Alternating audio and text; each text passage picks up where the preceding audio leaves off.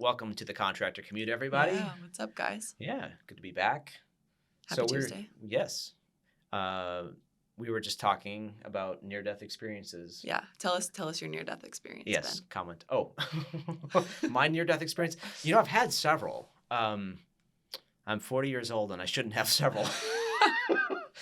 But yeah, no, I think one of them was I was working on a project with my brother, and he was up on the roof with a Sawzall cutting a ridge beam, and I was watching this like from the other side of the project and thinking I was in the wrong spot, and there was supports in place, and I thought those supports don't look like they could actually hold up the roof load, and I'm calculating this thinking this is a bad spot, and I'm thinking how I'm going to get out of the situation. And next thing you know, the roof collapsed, and I was wearing a hard hat. That's it good. broke the hard hat. OSHA. Let's go. Yeah, right. Yeah, right. And he was, he had the noise going. The song, like, hey, stop, but he was just. He couldn't hear you. He was just kept going, and there was a second floor, and the whole roof just collapsed. And fortunately, all it hit me was like a 2x6 of the ridge beam, and glancing blow, broke the hard hat, scraped me up a little bit, but I was okay. Cracked the hard hat. Yeah, knocked it off my head, cracked Dang. it. Yeah.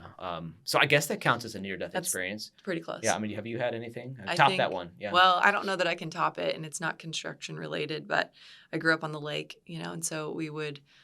Did you? I mean, yeah, I grew up on the lake. Yeah, we went to the lake all the time, and so I learned how to slalom ski. What is that? Like where it's where you have one ski and you're being pulled barefoot. Behind the boat. No, not barefoot. Barefoot, you don't have a ski. Okay. I've seen people do that, but no. Is it possible? Is that just I've seen it. You can do it. I've seen it, yeah. Huh. It's true. It's fact. But no, I was slalom skiing, which is one ski, so not two skis. Okay. And I was like feeling really confident one summer, and so I was like, oh, I'm going to be able to do this course that you can go through, like whatever. Yeah. So I was trying to, be an overachiever. And I just like cut really hard in the wake because you try to go back and forth over the wake really fast, essentially. And I wiped out, and the ski hit me in the back of the head and like behind my ear. And so I have like a big scar behind my ear. And so they glued my head back together, basically. So you had like your brain slaying. But I did. I actually, like, my mom jumped in the water, I think, to like come and get me because I think I got knocked out in the water. Oh, my word. Just briefly. I came back to pretty quickly. But yeah, that's probably the closest. That reminds me of snow skiing, where it's going down a hill. Yeah. It was right after like the weather thawed out, and it got all icy. Yes, that's bad. And the groom, they groomed the trail. All those like the groomers leave behind those whatever they call them, little notches in the snow or ice. Yep. And we're going down this, and we were, family skiing trip and going down the hill. The ski popped loose, flipped around and jammed me in the chest and snapped the ski. That broke the ski in half. So, do you have like a chest plate on? How did that happen? I don't know, but okay. Wow. Anyway, so that's multiple near-death experiences. Apparently, for you. That's just Well, I mean, cool. I've seen other people's near-death experiences too. Yeah, I had an electrician on a project where, I was growing. I think I was probably 13 years old working with my dad in a summer project, and and he was the trim carpenter, and there was an electrician, and he was standing on top of a 6-foot ladder on a stairway, and somebody was watching him, and the drill threw him off the ladder, and he hit his back on the stair. So, and then his friends, Did what he they get told up? him? He just walk it off. Brush it off. Rub some dirt on. Yeah, you'll be fine. Walk it off. Yeah. So we don't really have a direction for the podcast today, No. other than really kind of talking about maybe some reflections on the last year, looking forward into the new year, and prepping for this. We talked about kind of the New Year's resolution that that we kind of try to debunk. That you basically debunked. I'm like, let's talk about New Year's resolutions. And you're like, no, those aren't real. Let's don't do those. Well, I think my experience with New Year's resolutions is you can take on 15 different things you want to do in the new year, and without being able to break them down into sort of these micro things, they just don't happen. Yeah, right. I mean, habits are so hard to build. Yeah. It becomes too big of a task, essentially. Yeah, and essentially you just lose all motivation. And you're like, why? You get 2 weeks into it. I'm the kind of person that, you talk about overachieving. Like I like trying to be an overachiever. So I'll be like, okay, these 10 things I'm going to master. I'm going to wake up at 3 a.m. No, I mean, whatever. Just go out to, overboard with what we try to do. And instead of focusing on one thing, maybe that's just like invoicing out once a week. This year, we're going to focus on making sure we invoice on time. Yeah. Or whatever the struggle is, maybe.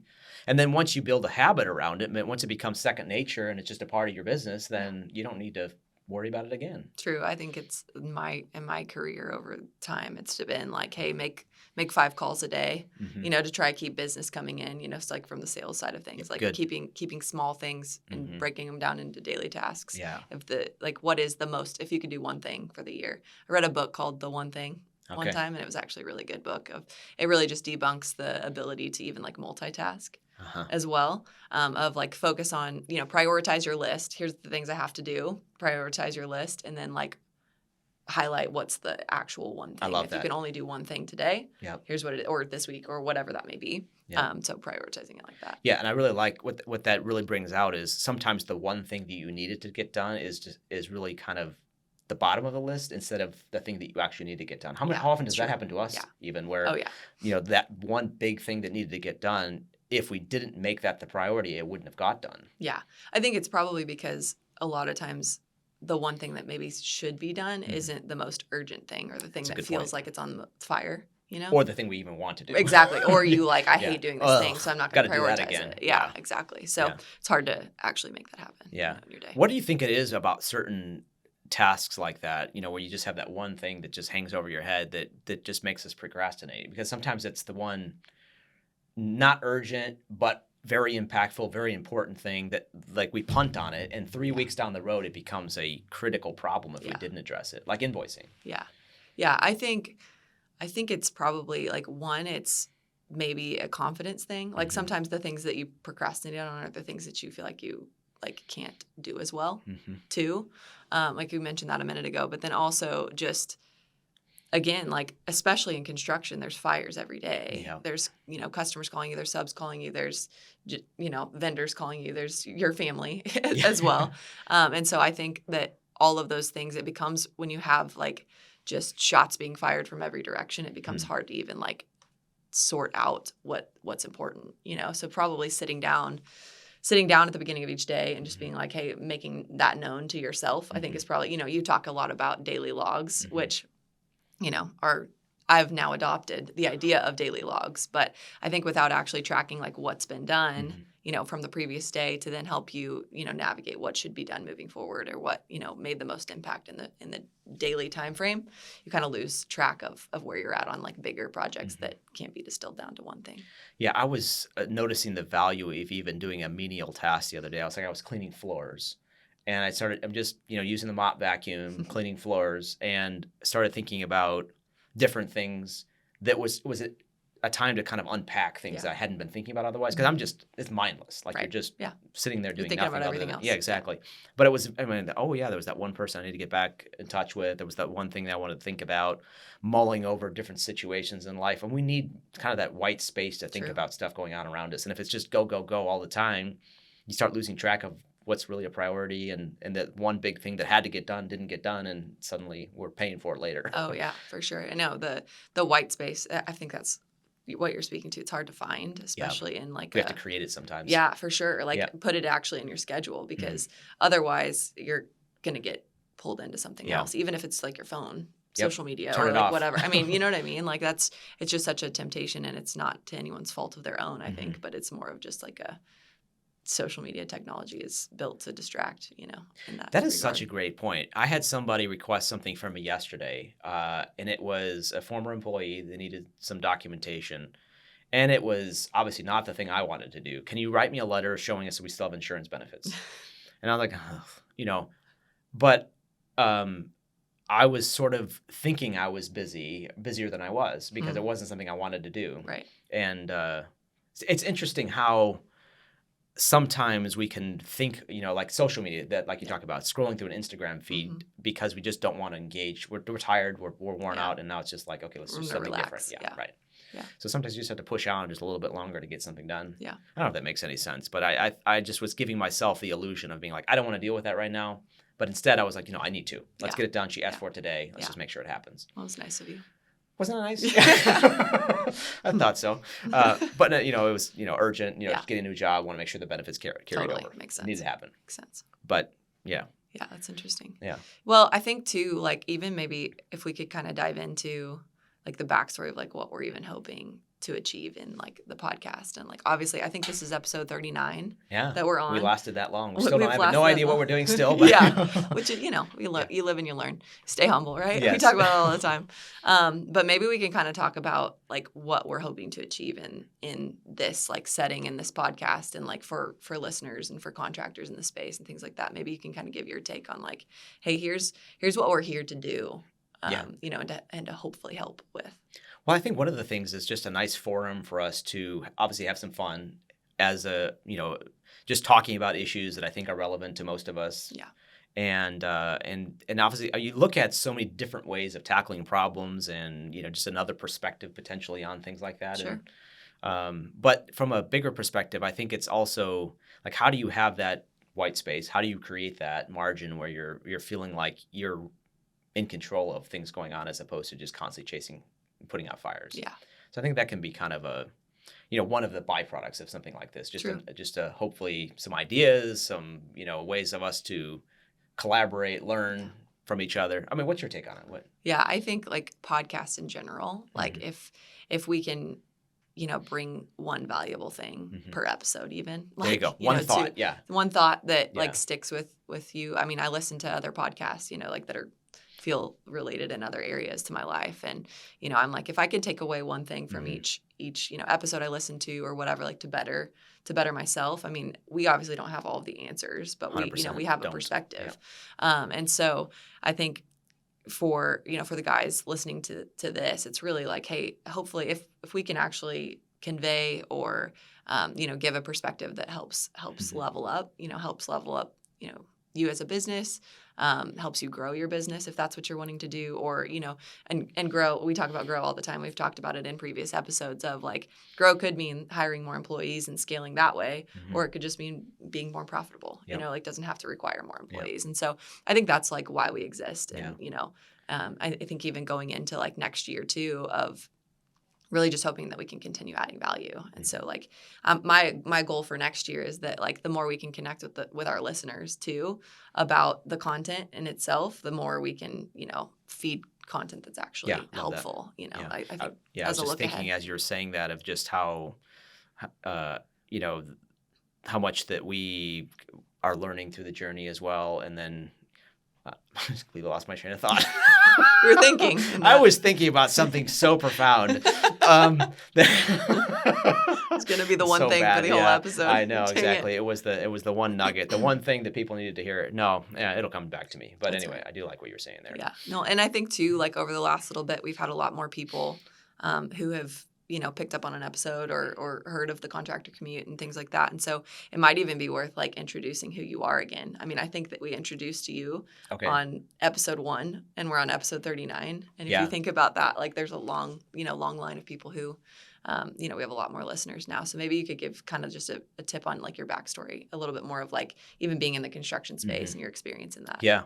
Cool. It's kind of an interesting thing. In fact, a lot of my life experiences were not chosen. They were just a part of growing up around a dad that was started off. My dad was a carpenter when I was very young. I think I was about 5 years old. My dad worked as a trim carpenter. And it sounds like it's going to be long-winded, but I'll make it brief. That's right. So back when I was 3, anyway. We've got a captivated audience there. They're stuck. Where are you guys going? Turn it off. Don't hit the pause button. Yeah, please listen. But anyway, just a brief history. I mean, so as a boy, my dad had come home and he'd introduce me to his tools and talk about stuff when he had a little shop and we'd do stuff together. And, you know, every project that he did, he involved me in. That's cool. That's a real privilege, actually. So I'm 3-4 years old building a tree fort with him. That's cool. And then at about 8 years old, we moved to a little farm. That's 5 acres farmhouse, and we did everything together. So fixed that thing up. And obviously, when we say we, I probably take more credit. He was probably just dragging me along to, you know, like hopefully I stay out of the way. But you know, he really had the patience to just stick with things and teach me things. Just a very patient man, my dad. That's cool. Never get irritated about stuff. I mean, like my dad has never yelled at me in his entire life. Wow. I mean, you know. Maybe once when I was maybe harassing my mother about something or being disrespectful to her or something like that. Listen, you respect your mother now. Yeah, absolutely. And I just had it coming. But, I agree with that. But, you know, other than that, my dad, very patient guy. And then from there, I had this passion for technology. I mean, like 13 years old, I started my own business and selling stuff online and, computer parts at that point. And I always had this like entrepreneurial spirit. Yeah. But my dad would always be like, well, I need you, son. We're working on this project. So I always kind of stay connected to him in different regards that way, but also pursue the technology. And then as a teenager, started a tech business but still keeping the family connection, spent a lot of hours working with him. Yeah. And then back about, I think I was in my late 20s when, through college and everything, at that point, all of that stuff was behind me. But it was like this, I wanted to be able to do something for Dad and for the other people that I felt like I was connected to in the construction tech space, and that's when I started a construction business. Okay. And then because I realized I was around it, but not wearing the owner's hat. Not in it, yeah. You know what I mean? Like, I mean, I felt like I knew a lot about it. But I didn't have, it's sort of like, being an uncle without kids, where you're just like. You get to be the fun uncle. Yeah, exactly. Right. Now that I have 4 kids, it's a different experience than watching somebody else raise their kids. Right. You can sound like the know-it-all until you actually get in the trenches. And that was 7 years of running my own business in construction, remodeling, building homes. And that was really cemented the passion I had for technology. And I've had other things going on at the same time, another business as well, but it was still this like, I want to solve a problem. And I felt like it was fundamentally people were attacking technology as sort of this either overly complex solution to things or just kind of going along with this design parody of every other solution out there. It needed to be complex. And I felt like it needed a breakthrough. It needed something intuitive, easy to use. And that's kind of why ConGenius came around. Yeah. So 2 years ago, exactly 2 years ago is when we started ConGenius, and it's been an amazing journey to get to the point of having a product that I think is semi-stable and really solving a need. Yeah. The pre-sales process. So obviously there's so many other stories to talk about. Yeah. But it was that moment really in the construction business of looking at every other tool available out there and trying every other thing. And if somebody built a Kinsey, I would have used it. I'd been like, great, I'll just say goodbye to that whole dream. Yeah. And but it was in that experience what really became clear to me that it was more relevant than it ever was before to build something. Yeah, I think it's really interesting, like the way that you said, like you kind of like you cut your teeth in construction. Like you actually had there's a lot of times where people, get ideas or, love solving, I know you like solving complex problems, with technology. You say that all the time. Yeah. But like actually getting in the trenches and like, yes, you were familiar with construction, but like understanding the problem in itself, I think is a really cool and like just unique journey and story as to like how we even are at where we are today. So speaking more specifically to that, what problem I experienced as a business owner, and I think that's the transition from being a one-man owner operator kind of a guy where all of the problems that I would create or have, I could solve by myself. Sure. So let's say, for instance, I underbid a job. Well, I'm just not taking home as much money. It's not like I go out of business. Right. I mean, I suppose you could have a situation where it could, but nonetheless, you could correct it. You could course correct anything by yourself. Yeah. But as soon as you hire one person or 2 people and you try to say, I want to actually build a business out of it, you can't replicate those kinds of mistakes. I mean, if you underbid a job and you're paying another person to do something that, now that it's costing you. Yeah. I mean, it's so painful. And so I started realizing the need to understand where you're at as a business and where you're going. And if you could say, next year, I want to have $1 million of sales and make 10% profit, that's $100,000 in the clear. Yeah. It sounds a very reasonable objective, right? I mean, but at the same time, if you don't know how to get there and you don't know how to, what you should be charging to get to that point, or what does that look like? What kind of a team size should you have? Right. But if you did, I mean, you'd be unstoppable. We talked about it earlier of like setting attainable goals and like, breaking it down. But I think the whole point behind that is like, if you set out to do one thing next year and it's the profitability thing that you spoke to, I don't know. I think that like ties to what we were talking about earlier of, set the goal of I want to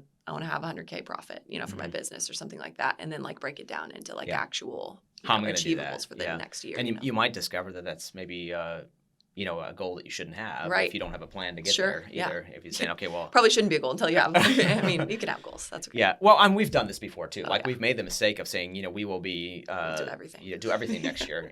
What can't we do? And then we step it back a little bit from there and say, well, we probably won't be that awesome. Yeah.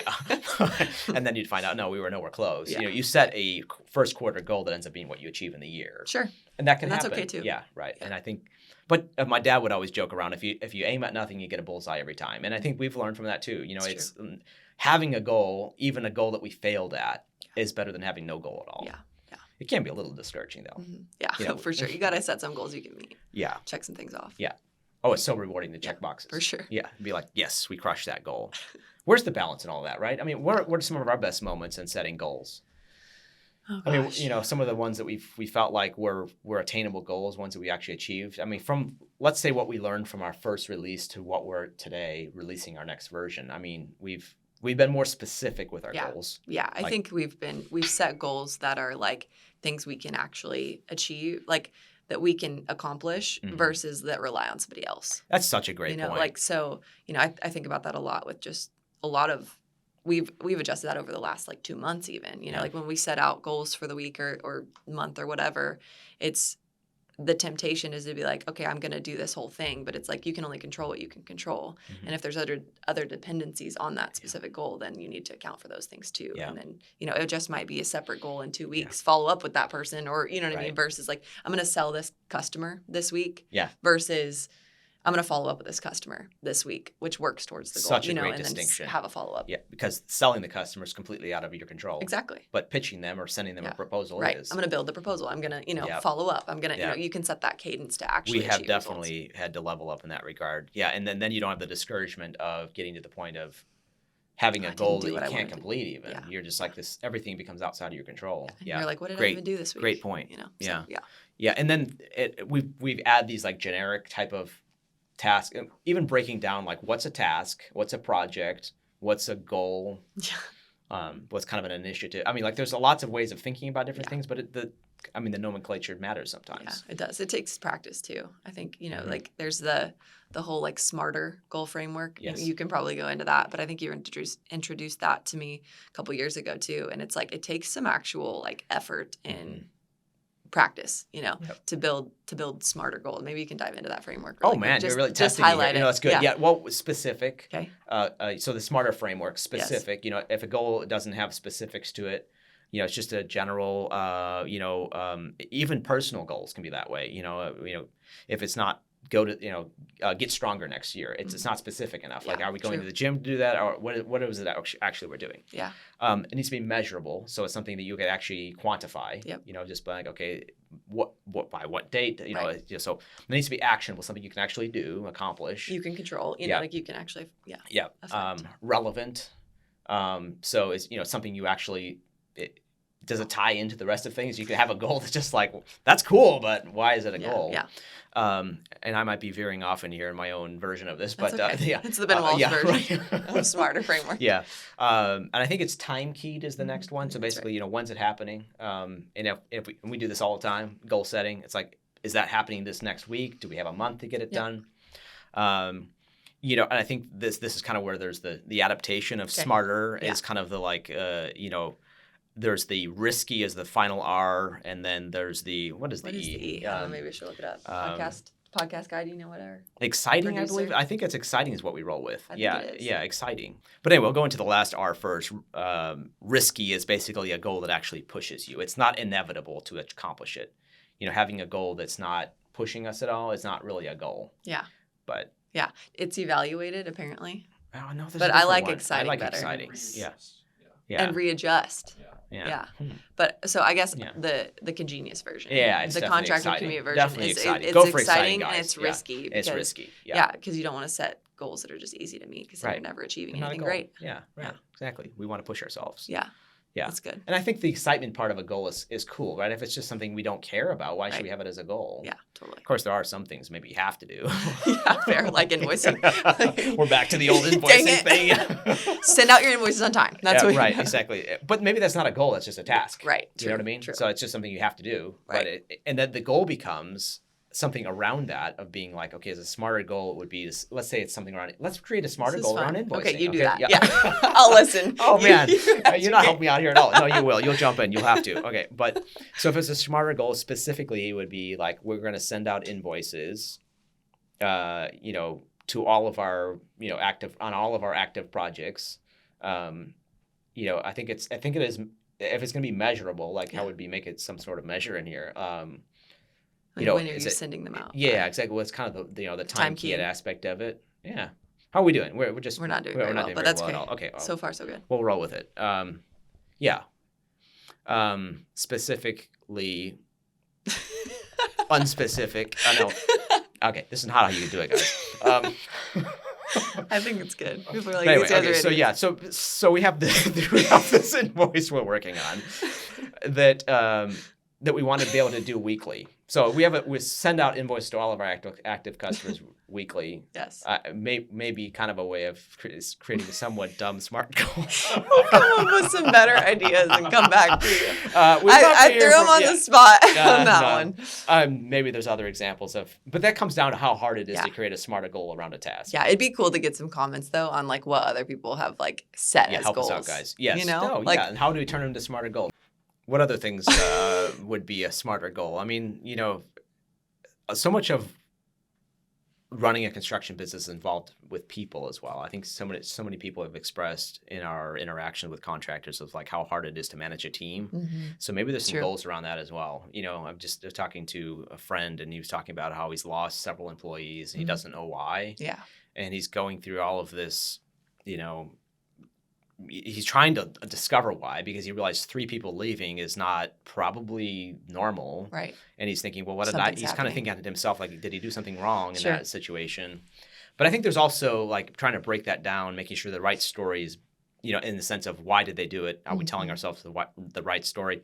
And maybe those 3 guys are working together. Yeah. And they're kind of feeding off of the negativity across from each other too. And that Yeah. might be something a part of it as well. Yeah. Like dive into that. Yeah. That's good. And maybe there's some goals of being like, okay, in order to maintain a healthy team, we have goals specific to that. Yeah. How do we build that buy-in from the team and how to, engage people more on that side? Yeah. No, that's good. I think going back to the like goal setting, like New Year's resolutions kind of thing though, like we're not saying do New Year's resolutions necessarily because they're hard to achieve. But I'm like, I guess the question I have is like, how many realistic, like say, can you make 3 big goals, for the year? I know it depends on the goal and like what you're actually setting out to do. But I'm like, what even would be like achievable in the sense of I'm setting out to do these things? Is it the one thing? Is it, hey, set it up for that? Well, I think a big 3 makes a lot of sense, right? I mean, because a lot of times it's hard to distill down to one thing. I think we could prioritize the 3. I know Michael Hyatt's talked a lot about the big 3, where you break down the annual big 3 down to a quarterly big 3, down to like a daily big 3. Yes. And all of these things funnel into each other, so you can kind of set out the vision. Why do we exist? Where are we going in the next 3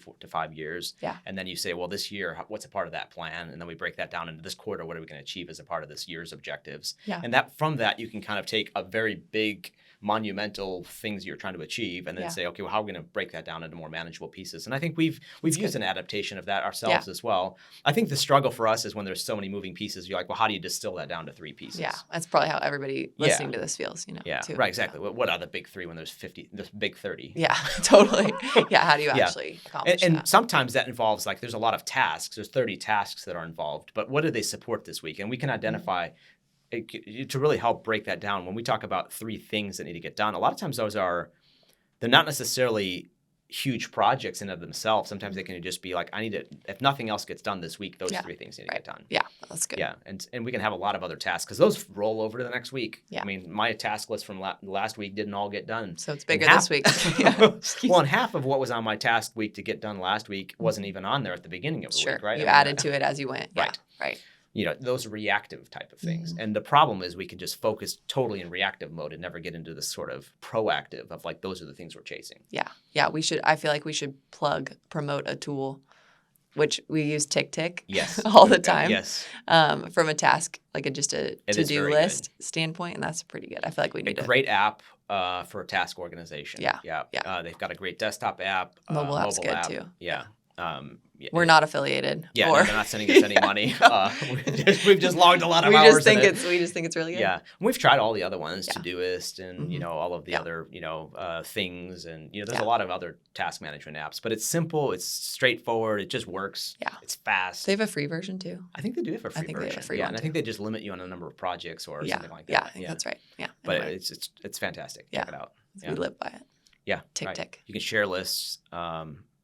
And it's the nice thing about it too is if you even have a big team, you can have a shared list. Like we can do this kind of thing where there's insight into a list of saying, okay, I can, we could have a shared list on a project or something like that. We've done that before where, we need to contact a bunch of people on something or need a project we're working on where you can give insight into what's going on, or you have even punch lists work great. And when I was building, I would assign a punch list to a team member. Oh, through TickTick. Interesting. Yep. So we tried all like project management apps, but it was just so much faster to just go out there. You could attach photos to a specific task. Yeah.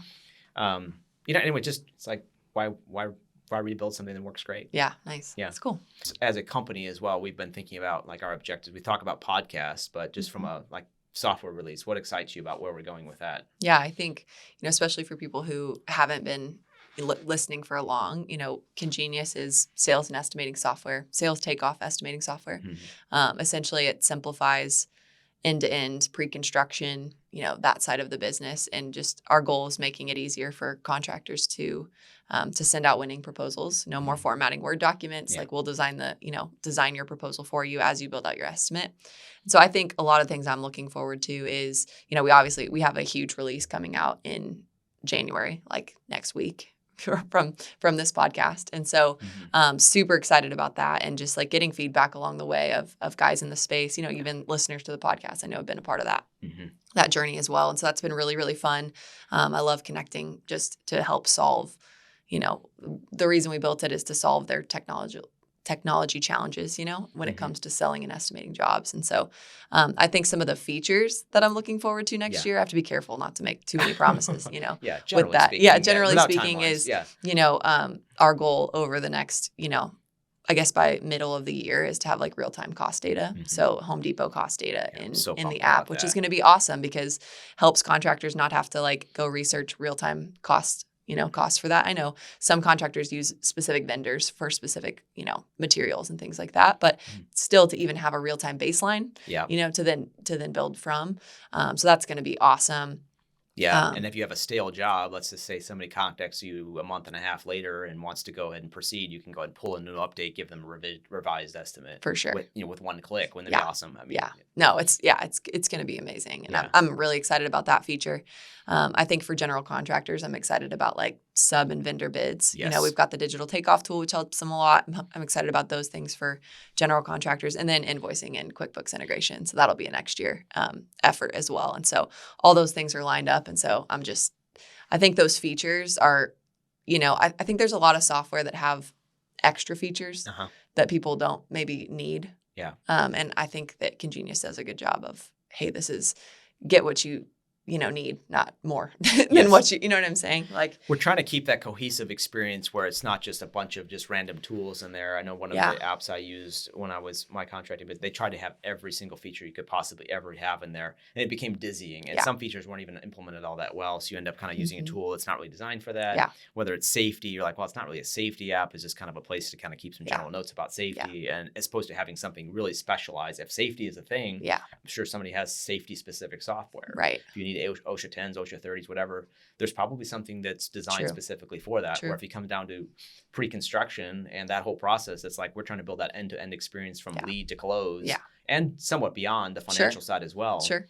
Invoicing and payments, et cetera. But I mean, it's a big roadmap. It is, But to see where we've got with the last 2 years is really cool. For sure. And I think I could talk about the product all day, which I won't, but for the sake of our listeners. But, there's estimating software out there for contractors, but there's not a lot of options for like even building out, being able to know your costs as a contractor. We talk about it all the time. We talk about it on multiple episodes of multiple podcasts, and being able to estimate accurately so that way you can actually run and function as a successful construction company.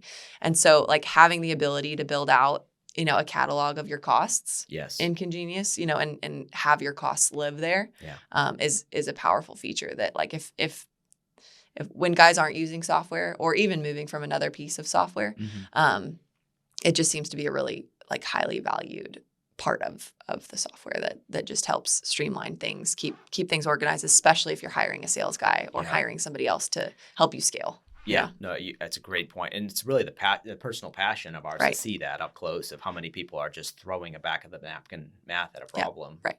As opposed to really knowing where you're at and the confidence that you get from that. Because how many times will a customer come to you and say, can you do it for less? And you might feel the pressure to say, well, yeah, I'll cut it off of that. But if you knew where your hard costs are at and you're making 8% profit on it, you'd say no. Yeah, we've said it would be better to stay at home. Right. Which is hard to swallow. It doesn't like feel right, Yeah. but it's true. I mean, I've lost money on jobs where it would have been more profitable to do nothing. Yeah. I'm ashamed to say. Yeah, it's okay. You learned. You live and you learn. Exactly. Well, that's partly what's really precipitated this journey Sure. as well, as realizing it's even people that have been in business for 20, 30 years have gotten to a point. I have several friends that have, not for lack of experience either. Right. True. Electrician friend, 30 years into it, and talk about how he almost went out of business when COVID hit because the cost of wire went up so high that he couldn't keep up with it. Yep. But if he had known as his assemblies, as those costs increased and he just started repricing jobs, he would have been ahead of the curve on that. And he would have been making money through all that instead of losing money. Yeah. No. So, no, I mean, it's exciting moments for us. Yeah. It is. Yeah. And, just trying to build software that actually helps our customers scale. And it's fun to use. Like, we want to make fun. that a gamified experience where you log into it. You're just like, it makes so much sense. I mean, obviously, we have a long ways to go, but it's super exciting. Yeah. Big journey ahead. Thanks to everybody that listens to this podcast. Totally. We've learned a ton. Yeah. Over the last 38 episodes. Yeah. This is 39. 39. Yeah. So we'll be back next year with a lot more content and valuable information. 100%. Can't wait. Yeah. But let us know your smarter goals. We want to hear them. We want to hear what you guys are setting out to do. 100%. It'll be fun to hear those things. So thanks for checking it out. Definitely smarter than the goal that we're talking about. We'll do better too. Okay. Sounds good. Awesome. Have a good one. See ya.